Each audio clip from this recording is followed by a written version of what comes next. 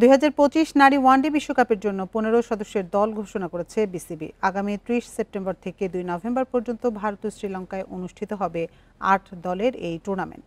এপ্রিলে পাকিস্তানে বিশ্বকাপ বাছাই খেলার পর বাংলাদেশ নারী দল আর কোনো আন্তর্জাতিক ম্যাচ খেলেনি। ওই টুর্নামেন্টের দল থেকে 3টি পরিবর্তন নিয়ে বিশ্বকাপে যাচ্ছে বাংলাদেশ।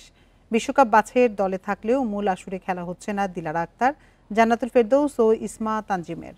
তাদের জায়গায় সুযোগ পেয়েছেন wicket keeper batter Rubaiya Haider, off spinner Nishita Akter ও top order batter Sumaiya Akter. বিশ্বকাপে বাংলাদেশের প্রথম ম্যাচ 2 অক্টোবর পাকিস্তানের বিপক্ষে কলম্বোয়।